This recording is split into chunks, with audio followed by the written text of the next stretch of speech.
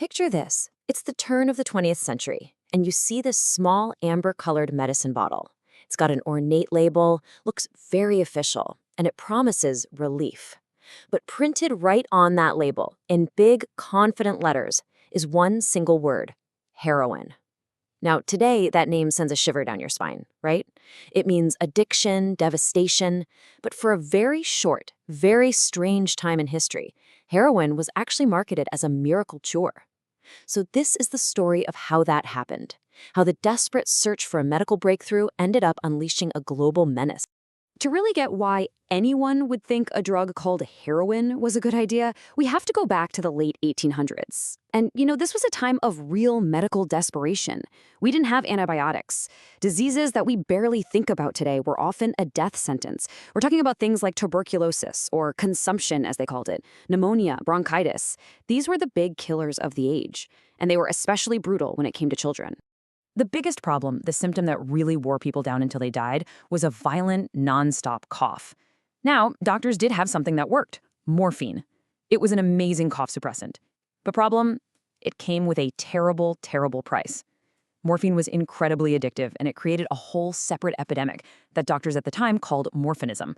So the race was on to find a kind of holy grail, a drug that could stop the cough just like morphine, but without all the addiction. But here's the interesting part. The wonder drug that Bayer eventually launched wasn't actually a new discovery. The chemical compound, diacetylmorphine, had been created way back in 1874 by an English chemist.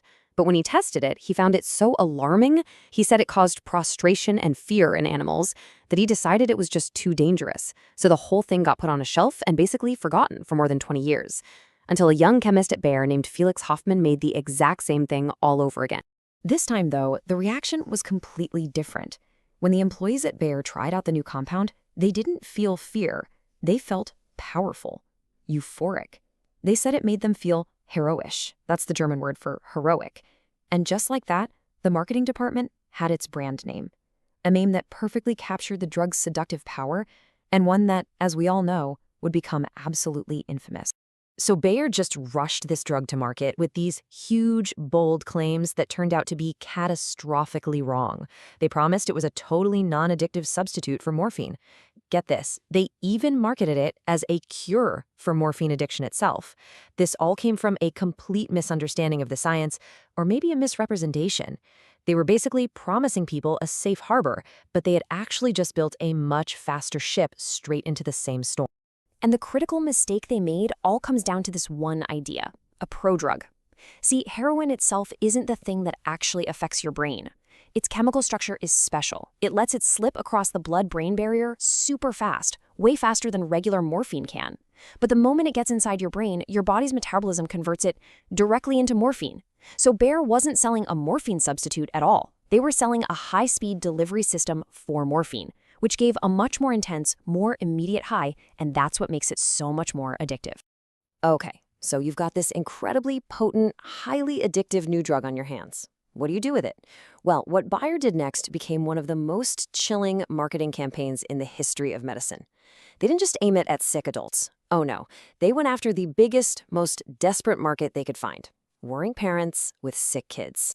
And I mean, heroin wasn't sold like some rare, controlled substance. It was marketed as a totally normal, over-the-counter, family-friendly remedy. You could get it in sweet syrups, in little lozenges, in these easy-to-swallow pastilles. The ad said you could use it for everything from a life-threatening case of bronchitis to just a common cold. They even recommended it for colic in fussy babies. It was sold as the cheap, effective solution every family needed to have in their medicine cabinet. The sheer recklessness of it is just staggering. I mean, the promotional packets they sent to doctors made the explicit claim that the drug was safe for use in newborns. The advertisements from that time are genuinely chilling to look at now. They show these serene images of mothers calmly spoon-feeding the syrup to their kids, pushing this idea that it was a gentle, harmless sedative. Of course, the tragic results were pretty much inevitable. The drug worked, right? It quieted the coughs, and parents must have felt so relieved. But behind that quiet, a dependency was growing. Within just a few years, hospitals in big cities started to see a brand new, terrifying kind of addict. This chart right here from New York's Bellevue Hospital tells the whole story. In 1910, they had a single admission for heroin addiction, 1. Just 5 years later, That number had jumped to 425. A new word even entered the medical books: heroinism. The whole house of cards came tumbling down, almost as fast as it was built. Warnings from doctors started popping up as early as 1902. By 1913, the evidence was just impossible to ignore, so Bayer quietly stopped making it, just pulling their blockbuster drug off the market a year before the US government started its big regulatory crackdown. In a little over a decade, heroin went from a miracle cure to a public enemy. This story feels so modern, doesn't it? It's like a perfect cautionary tale about corporate greed and scientific mistakes. But what if I told you this pattern of humanity grabbing onto a toxic solution for a big problem, of choosing a fix that turns out to be a poison? Well, that pattern is much, much older. Yeah, this pattern is definitely not new. In fact, we can find an almost perfect parallel if we travel all the way back to ancient Rome. For the Roman aristocracy, the number one status symbol for a woman wasn't her jewels or her clothes, it was the color of her skin. A pale white complexion was proof that you were a lady of leisure, that you were so rich you never had to work out in the sun. And they would go to some pretty horrifying lengths to get that look. Their secret weapon was a type of makeup called Ceruse. It was this thick paste made from white lid mixed with vinegar, and they would just slather it all over their faces to get that ghostly white, fashionable look. But the whole time, that lead was being absorbed right through their skin. It was a slow, creeping poison. And what's even worse is that the lead actually destroyed their skin, causing these ugly gray blemishes and scars. And the solution to hide that damage? You guessed it, apply even more of the lead paste. These women were trapped in a horrifying feedback loop, literally destroying themselves for the sake of beauty. And it wasn't just the lead. I mean, their entire makeup kit was basically a collection of heavy metal poisons. For the white base, they used lead, which caused lead poisoning. And then to add a little bit of color to their cheeks and lips, they used something called Cinnabar, which is literally mercury sulfide. This, of course, caused mercury poisoning, leading to things like tremors and kidney failure. Their mask of youth was really a mask of death. But the story of these poisons gets even darker than vanity. In a society where women had basically zero legal power, no way to divorce an abusive husband, no control over their own lives, these same chemicals, the ones just sitting on their makeup tables, found a brand new use. They became quiet, brutally effective weapons. From the very top of the social ladder down to the struggles of an ordinary household, poison became this tool for assassination and, for some, a tool of liberation. In the 1st century, you had a woman named Locusta who was the personal poisoner for the Emperor Nero himself. Then, centuries later, in the 1600s, you have another woman, Aqua Tofana, who became legendary for creating a poison specifically designed for wives who wanted out of their marriages.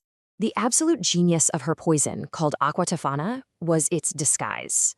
It was a true masterpiece of deception. The liquid itself was tasteless and colorless, a mix of arsenic, lead, and belladonna. And she sold it in these innocent-looking little vials that were disguised as a skin cosmetic or even a type of holy oil. And the crucial part was that it was slow-acting. It caused symptoms that looked just like a common stomach flu, so the husband would get sick and die over a few days and nobody would ever suspect a thing. The sheer scale of her operation is just mind-blowing.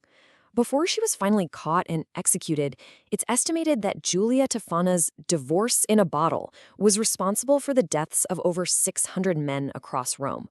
I mean, this wasn't just a few murders. It was a silent underground epidemic, a secret war being fought from the makeup table. So what's the threat here? What possibly connects a 20th century children's cough syrup to a 17th century cosmetic poison? At first glance, they seem like they're from totally different worlds, right? One is about medicine, the other about vanity and revenge. But when you look a little bit closer, you start to see a single tragic pattern emerge. When you put them side by side like this, the parallels are just undeniable. Both stories start with this intense pressure from society, a massive public health crisis on one side and a rigid, oppressive social standard on the other. Both turn to a powerful chemical to solve the problem. And in both cases, the disastrous mistake was a fundamental misunderstanding of how that chemical actually works inside the human body. The result was pure devastation, whether it was millions of people trapped in addiction or thousands of people being slowly, unknowingly poisoned. So we see this pattern of rushing to embrace a cure before we really understand its cost. From a heroic medicine that became a curse to a mask of youth that was really a mask of death, history is just littered with these kinds of stories. And it really forces us to ask a pretty uncomfortable question about our own time. What accepted miracle of today will be seen as a poison tomorrow? Let us know what you think in the comments. And if you found this deep dive as fascinating as we did, be sure to like this video and subscribe for more explainers that look at the stories behind the science. Thanks for watching.